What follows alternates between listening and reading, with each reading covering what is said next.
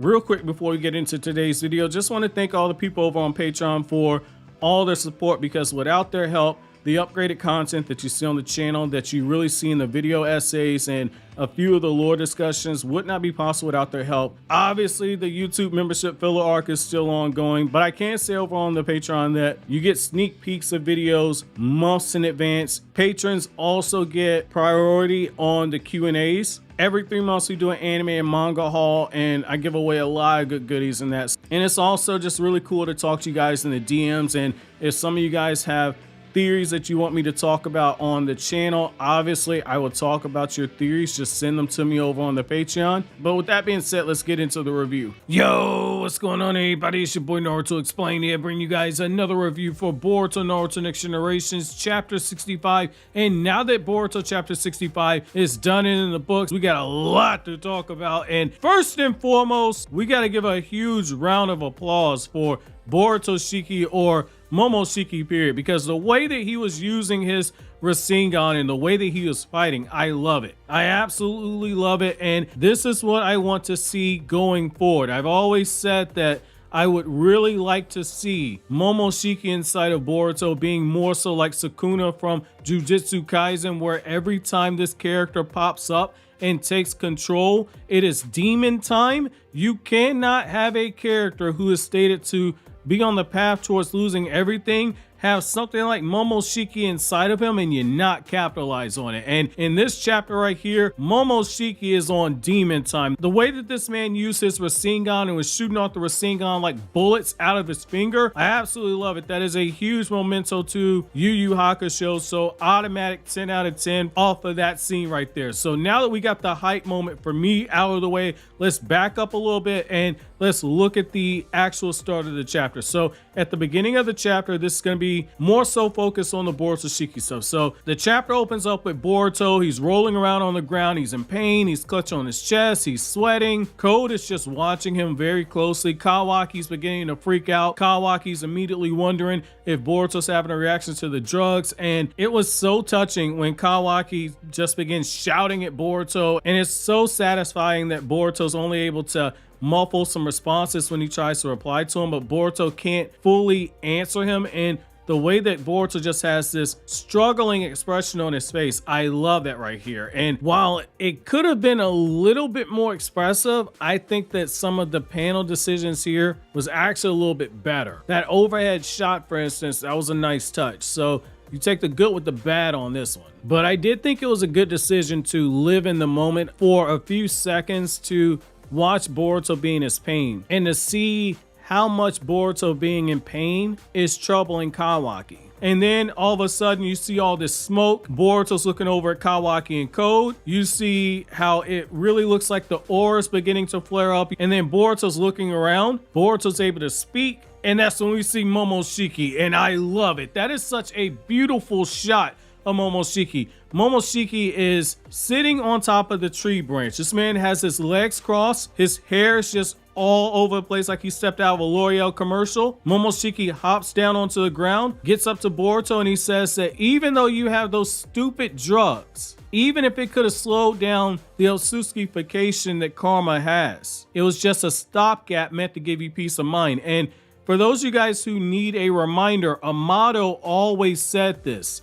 Amato, if you go back to the manga version, so if you're coming from the anime changed the dialogue, but in the manga version, when Amato gives Naruto those drugs, Amato specifically says that this might, and the word might was bolded, this might slow down the Otsukification. And then he says that the best case scenario that we can hope for is that it would temporarily slow down the Otsukification. This is just kicking the ball down the road. And in each instance, when he said that, those words might and temporarily were bolded. So the foreshadowing is here. So all this stuff where people saying it made no sense for Momoshiki to take over Boruto's body in this chapter, the foreshadowing was there. It's just a lot of people overlooked it. Now, getting back to the chapter, as Boruto and Momoshiki are having their conversation, that's when Boruto realizes that Momoshiki has frozen time, and we see another Kishimoto trademark where you see more of the flashbacks where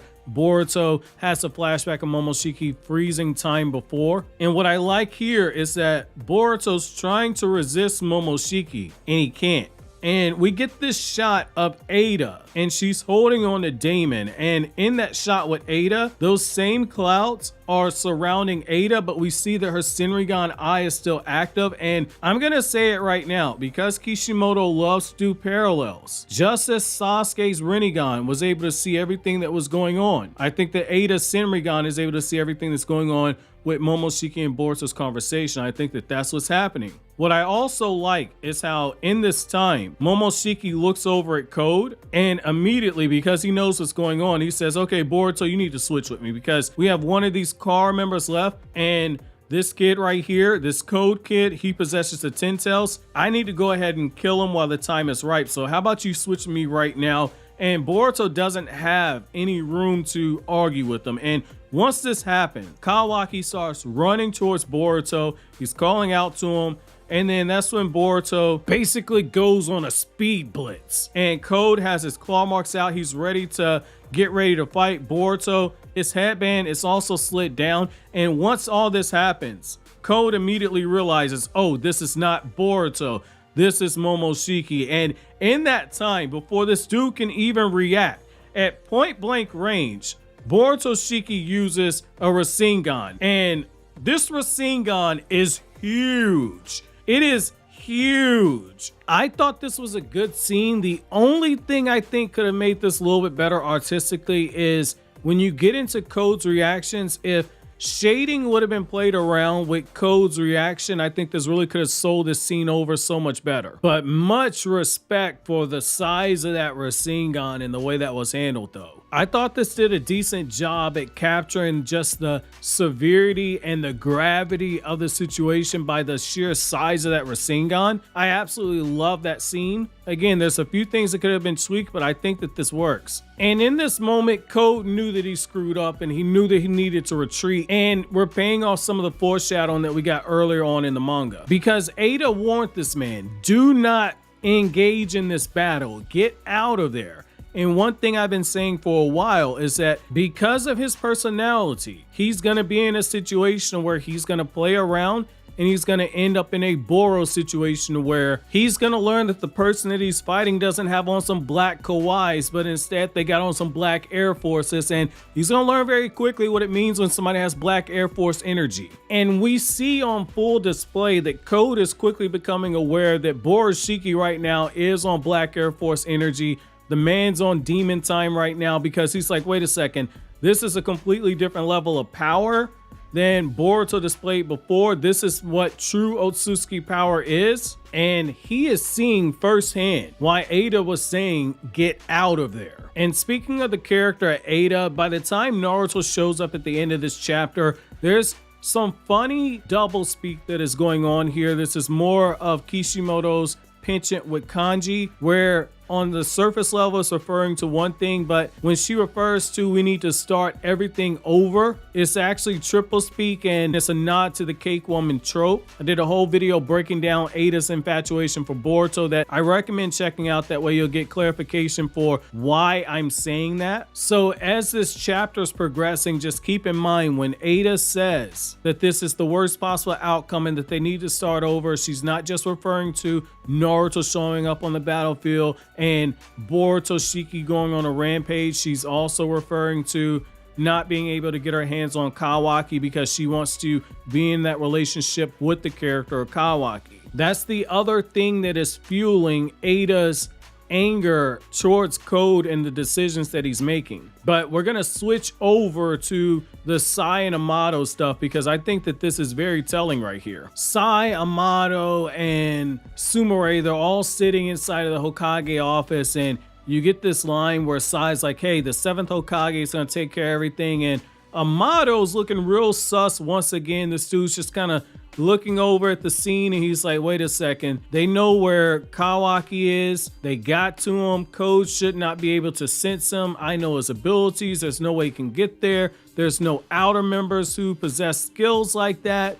What in the world's going on? Sai's like, the 7th Hokage can take care of it. Amato's not saying anything, which kind of implies once again that Amato's saying, without actually saying, that Naruto stands no chance against the character of Code, even without his limiters taken off. And you get this moment where Sumere's looking over at him, and Amato says that there shouldn't be an outer member with that skill set that can find Kawaki this quickly. So the seeds are once again being planted for Amato eventually revealing Eida's abilities to Naruto and the rest of people in Konoha, as well as a potential counter to her abilities that goes back to Eida once again trying to hide her weaknesses from Code. But then you also have this moment where, very interestingly, Amato says, Kawaki, I'm counting on you. And at the end of this chapter, we know that Kawaki awakens his karma seal yet again. So the people who said that Amato might have done something to Kawaki's body, you might be right. And I'm working on a video, I've been working on it for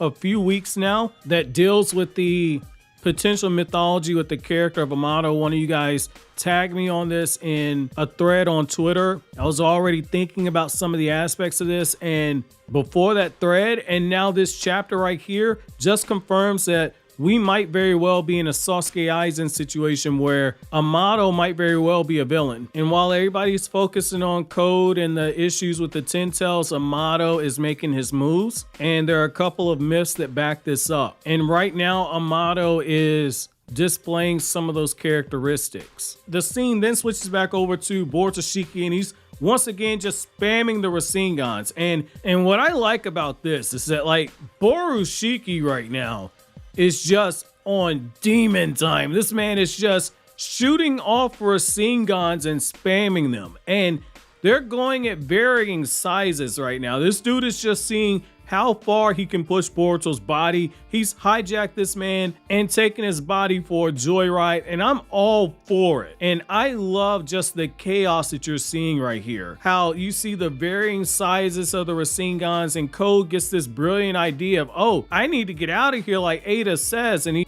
he goes over to Kawaki and he's like, hey, I'm gonna take Kawaki, but then he gets this brilliant idea of trying to reason with a bloodlusted Momoshiki. Like, you know how when you were a kid and your mom would tell you, like, hey, don't play with your food? That's essentially what Momoshiki's doing with Code right now. Code's sitting up there like, hey, you know, I know you need a chakra fruit. You don't need to harm me. I'm gonna feed Kawaki to the Ten Tails, and when I feed Kawaki to the Ten Tails, we can get the chakra fruit. I got things I need to take care of. You should let me go. BoruShiki is just looking at him, charging up the rasengan, and the look that he gives him is basically like, are you still talking? Why don't you just die already? As Code tries to escape, BoruShiki, his rasengan keeps forming, and he shoots it off like a bullet. Now, this is crazy, because again, this is basically the spirit gun. This is not anything we've seen Boruto do, and I said it when the leaks came out. If BoruShiki or if Boruto is able to use a compression rasengan and shoot that off like a bullet, good God, this kid's about to be overpowered. And what I like about this right here is that Boruto's rasengan shoots right through Code's shoulder, and Code has to let go of Kawaki. BoruShiki's charging at Code. He's immediately tagging this dude in the face. Code's flying back. He's completely free of Kawaki. After Code tries to regain his balance, BoruShiki's looking at him, and the dude is once again just letting Code know how much of a disappointment he is. He's like, you can't even absorb chakra. You are a defective karma. BoruShiki looks like he's ready to hit Code with a rasengan faster than Roman Reigns hit Paul Heyman with a Superman punch. What's so crazy about this is that BoruShiki looks over at Kawaki and just snatches this dude up. BoruShiki's like, hey, you need to shut your mouth. You be a good boy. Shut your mouth. I'm gonna break all your arms and legs. Kawaki starts cursing at this dude. Kawaki is using the ninja tech inside of his body to transform his arm. He tries to attack BoruShiki. BoruShiki just counters it, kicks this dude in the face. Kawaki lands on the ground. Then BoruShiki steps on his right arm, and he's about to break his arm. And he says, you've been a naughty boy. I have no choice but to break your limbs now. BoruShiki begins to start crushing down on Kawaki's limbs. The bones start cracking, And then that's when Shikamaru shows up super clutch. Shikamaru's using the shadow paralysis jutsu in order to save Kawaki by stopping BoruShiki. Naruto shows up, he's got his Sage Mode activated. BoruShiki freaks out for a second, says that the Hokage's gotten here. Basically, the dude gets a PTSD, think about that ass whooping that Naruto and Sasuke put on him last time. And Shikamaru immediately comes to the conclusion, like, okay, Boruto's gone on a rampage again. This is troublesome. And right here, this is so telling for Naruto, because the look that Naruto gives the situation after he grabs Kawaki and gets him to safety. Naruto is asking questions that he already knows the answers to. He's just a desperate father looking for hope against hope. He asks Kawaki, has Momoshiki taken control again? And for Naruto, the fact that he's gonna have to potentially fight his son and potentially die at the hands of his son, that is something that is messing with him. And like I've talked about in the past, chakra, when you have a mental nerf, it is confirmed this is not headcanon. This is confirmed in the manga. This is confirmed in the data books. When your chakra is out of sync, it affects your combat ability. It affects your destructive capability in terms of how you wield your chakra. And that's what makes it so heartbreaking that Naruto is potentially having to fight Boruto and potentially die at the hands of his son. We know Naruto won't die because we're still at the first part of the Boruto manga, where it is a story of Naruto and Boruto.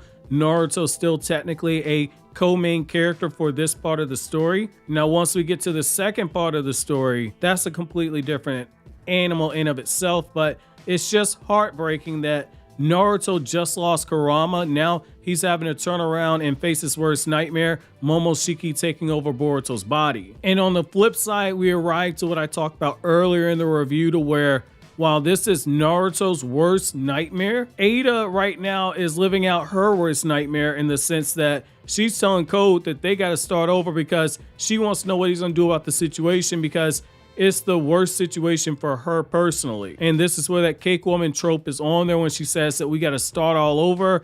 It's not just in reference to Naruto and Shikamaru showing up or BoruShiki being there. It's more so in reference to the fact that she wanted Kawaki, now she can't get her hands on Kawaki. So even in this heartbreaking scene right here, Kishimoto slips in some twisted humor. That's only really going to get caught if you know what to look for, and on the surface level, because this is doublespeak, it adds into the tension of the scene while also poking fun at some of the character situations that are going on right now. Classic Kishimoto. Now, getting back to the chapter, it was so cool to see that moment where Kawaki's telling Naruto, like, hey, you shouldn't have come here, you can get yourself killed. And Naruto's like, hey, I'm the Hokage, these people mean to do my village harm, they ain't no running away for somebody like me, I can take care of myself. And as Naruto says this, the whole situation of the battlefield changes. Shikamaru has been taken hostage by Code. BoruShiki looks over at Code and says, like, yo, the Hokage is going to be a problem. We need to team up, 2 versus 1. You over there smirking at him? You need my help right now. Naruto's in the worst case situation. Not only does he have a potential mental nerf when it comes to having to fight Boruto, but he also has to deal with Code and those claw marks. And the moment that Naruto tries to do anything on an offensive side, Code is looking at him saying, like, yo, if you move, I will slit Shikamaru's throat. And Naruto's not going to let Shikamaru die. And that sets up the most heartbreaking scene in this chapter, in my opinion. Boruto is forced to raise his hands against his father. Momoshiki, using Boruto's body, just charges up a giant rasengan, and he's getting ready to hit Naruto with it. Naruto has formed into a defensive posture to try and take the attack. And that's when we get the revelation that Kawaki has reignited his karma seal, tapped into that power. He's starting to absorb everything. And the way that Code is looking, Code is like, wait a second, this should not be possible. Momoshiki is getting very pissed off at this point. And Momoshiki and Code are a lot like a lot of the fans in this community. A lot of fans are saying that this makes no sense, that Kawaki was able to tap into the karma seal. He has his karma seal pattern again. He has a brand new dojutsu that's been shown. He has the horn. People are saying there was no foreshadowing, so we're going to address that part right now. There was actually small bits of foreshadowing in the Boruto manga when you go back as far as when Eida first met with Code. Eida has a moment where Code says like, hey, Kawaki's imperfect vessel. He doesn't have the karma seal. Eida is just looking at the dude out the side of her eye. She has her lips pursed. She doesn't say anything in response to that. And then when she says that she's going to change the topic back to BoruShiki, she's smirking as she says that. That's in line with ways that Kishimoto's telegraphed stuff in the past before. You also have it where Amato stresses to Kawaki 4 separate times during their conversation that you are still a vessel for BoruShiki Otsutsuki. That has not changed. You still are a vessel for BoruShiki. And Amato says like, hey, I can give you a weaponized karma seal.